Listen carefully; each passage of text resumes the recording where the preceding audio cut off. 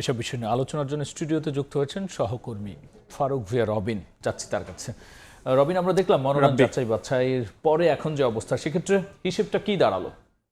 হিসেবটা যা দাঁড়ালো যে আজকে মনোনয়নপত্র যাচাই বাছাই শেষ হয়েছে এবং যে ২,৫০০-এর বেশি যে মনোনয়নপত্র অর্থাৎ দাখিল হয়েছিল তার মধ্যে নির্বাচন কমিশন আজকে সন্ধ্যায় তার একটি হিসেব দিয়েছে যে কতজন প্রার্থীর যে মনোনয়নপত্র বৈধ বলে ঘোষণা করা হয়েছে এবং কাদেরটি বাতিল করা হয়েছে। সেই হিসেব নিকেশ অনুযায়ী যেটি দেখা যাচ্ছে যে এখন বৈধ প্রার্থীর সংখ্যা ১,৮৪২ জন এবং ৭২৩ জনের প্রার্থিতা বাতিল করা হয়েছে। আগামীকাল থেকে যারা সংক্ষুব্ধ রয়েছেন তারা আপিল করার সুযোগ পাবেন এবং সে আপিলের সুযোগ থাকবে ৯ তারিখ পর্যন্ত এবং তারপরে ১৮ তারিখ পর্যন্ত আসলে যে সে আপিল নিষ্পত্তি হবে এবং ২০ তারিখের মধ্যে কেউ যদি চান যে প্রার্থিতা প্রত্যাহার করতে পারবেন, তারপর দিন মনোনয়ন অর্থাৎ প্রতীক বরাদ্দ করা হবে এবং যে বৈধ প্রার্থীদের যে তালিকা সেটি আসলে যে প্রকাশ করা হবে। এবং একটি বিষয় যদি আপনাদেরকে জানাতে চাই যে আজকের শেষ দিনের মনোনয়নপত্র যাচাই বাছাই যেটি উল্লেখযোগ্য বিষয় রয়েছে সেটি হলো ফেনীতে বেগম জিয়ার আসনে বিএনপির বিকল্প প্রার্থী তার মনোনয়ন বৈধ ঘোষণা করা হয়েছে এবং অন্যদিকে দ্বৈত নাগরিকত্ব থাকার কারণে জামায়াতের ২ জন প্রার্থীর মনোনয়ন বাতিল করা হয়েছে। এর মধ্যে একজন হলেন চট্টগ্রাম ৯ আসনে জামায়াতের প্রার্থী এবং আরেকজন কুড়িগ্রাম ৩ আসনে জামায়াতের প্রার্থী। রাব্বি, সেক্ষেত্রে রবিন, এই যে পুরো প্রক্রিয়াটায় রাজনৈতিক দলগুলোর নেতারা তো নানা ধরনের কথা বলছেন, সেক্ষেত্রে তাদের প্রতিক্রিয়া কি আসছে?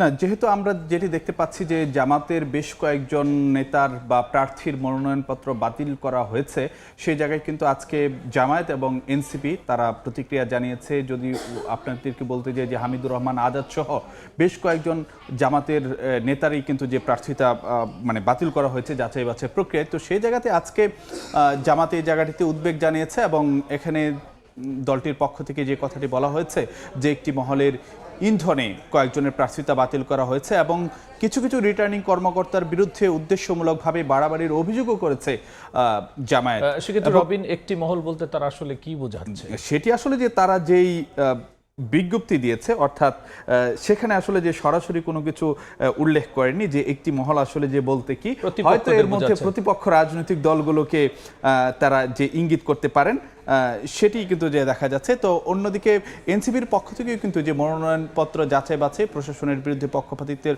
অভিযোগ করেছে। অন্যদিকে বিএনপি আজকে যে কথাটি বলছে যে সুষ্ঠু নির্বাচনে ভূমিকা রাখতে তারেক রহমানের নেতৃত্বে কাজ করছে বিএনপি, এটি আজকে বিএনপির একজন স্থায়ী কমিটির সদস্য নজরুল ইসলাম খান বলেছেন। সেক্ষেত্রে রবিন, আবার সরকারের পক্ষ থেকে কিন্তু বলা হচ্ছে যে কিছু কিছু লোক বা কিছু কিছু মাধ্যম আসলে ভিন্ন ন্যারেটিভ তৈরি করছে, সেটি দ্বারা আসলে সরকার কি বোঝাতে চায়?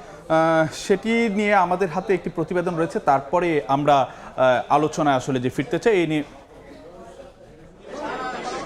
আসন্ন ত্রয়োদশ জাতীয় সংসদ নির্বাচনের বাকি মাত্র ১ মাসের কিছুটা বেশি, কিন্তু নির্বাচনের সুষ্ঠু পরিবেশ নিশ্চিতে দেশের আইন শৃঙ্খলা পরিস্থিতির কাঙ্ক্ষিত উন্নয়ন ঘটেনি বলে প্রশ্ন উঠেছে। এ অবস্থায় সচিবালয়ে সাংবাদিকদের সঙ্গে মতবিনিময় সভায় তথ্য ও সম্প্রচার উপদেষ্টা দাবি করেন নির্বাচনের জন্য দেশে গ্রহণযোগ্য পরিবেশ রয়েছে, তবে আইন শৃঙ্খলার কথা বলে একটি মহল নির্বাচন নিয়ে ভিন্ন ন্যারেটিভ তৈরির চেষ্টা করছে বলে মন্তব্য করেন তিনি। এখনো পর্যন্ত পরিবেশ আমার কাছে গ্রহণযোগ্য বিবেচিত হচ্ছে। যে কাজগুলো করার কথা সেই কাজগুলো আমরা করে যাচ্ছি। রাজনৈতিক দলগুলো উৎসাহ নিয়ে নির্বাচনের কাজে অংশগ্রহণ করছে। একটা ন্যারেটিভ করার চেষ্টা করা হচ্ছে যে না, এখানে আইন শৃঙ্খলা পরিস্থিতি বা এই কারণে নির্বাচনটা শেষ পর্যন্ত হবে না। এদিকে আওয়ামী লীগের কার্যক্রম নিষিদ্ধ উল্লেখ করে এক প্রশ্নের জবাবে তিনি বলেন বিচার প্রক্রিয়া শেষ না হওয়া পর্যন্ত আওয়ামী লীগ নির্বাচনে অংশ নিতে পারবে না। বিচার কার্য শেষ না হওয়া পর্যন্ত তাদের রাজনৈতিক কার্যক্রম যেহেতু স্থগিত এবং নির্বাচনের কাজগুলো তো শুরু হয়ে গেছে, এগুলো তো এখন যাচাই বাছাই করে প্রার্থী তালিকা চূড়ান্ত হয়ে যাবে, কাজে এই প্রশ্ন তো এখন একটা অবান্তর প্রশ্ন। গণভোটের প্রচার প্রচারণা জোরদার করার জন্য গণমাধ্যমকে ভূমিকা রাখার আহ্বান জানান তথ্য সম্প্রচার উপদেষ্টা। গণভোটের বিষয়টা একটু প্রচার করতে হবে। প্রসূন আশিস, সময় সংবাদ, ঢাকা।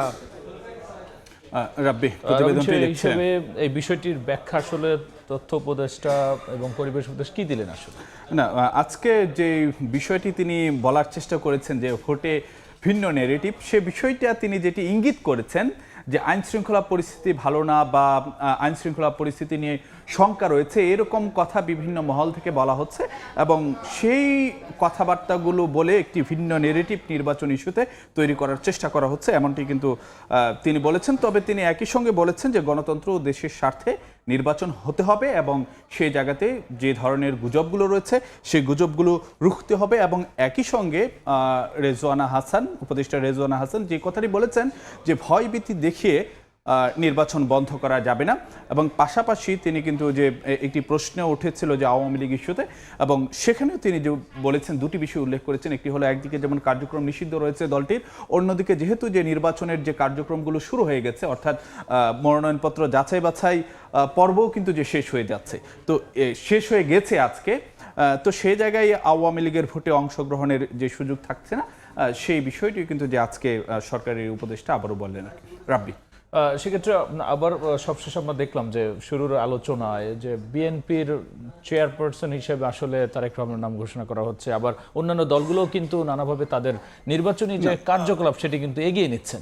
না, যেহেতু বেগম জিয়ার মৃত্যুর পরে একটি আসলে যে গুঞ্জন ছিল যে তারেক রহমানকে দলের চেয়ারপারসন হিসেবে ঘোষণা করা হতে পারে, তবে একটি বিষয় কিন্তু যে বিএনপির গঠনতন্ত্রের মধ্যেই যে একটি ধারা রয়েছে, যদি কোনো কারণে যে মৃত্যুজনিত বা এই ধরনের কোনো বিশেষ পরিস্থিতির কারণে চেয়ারম্যানের বা চেয়ারপারসনের পদ শূন্য হন, তাহলে আসলে যে সিনিয়র ভাইস চেয়ারম্যান সে দায়িত্ব পালন করবেন। তো গঠনতন্ত্র অনুযায়ী কিন্তু তারেক রহমান এরই মধ্যে যে চেয়ারম্যানের মর্যাদা পান বা সেই জায়গাতে কিন্তু আনুষ্ঠানিকভাবে এখনো ঘোষণা হয়নি, সেটি মির্জা ফখরুল ইসলাম আলমগীর বলেছেন যে খুব সহসা 2-1 দিনের মধ্যে হয়তো বা আনুষ্ঠানিক সে ঘোষণাটি আসবে। রাব্বি, রবিন, অসংখ্য ধন্যবাদ আলোচনায় যুক্ত হওয়ার জন্য। আপনাকেও ধন্যবাদ রাব্বি।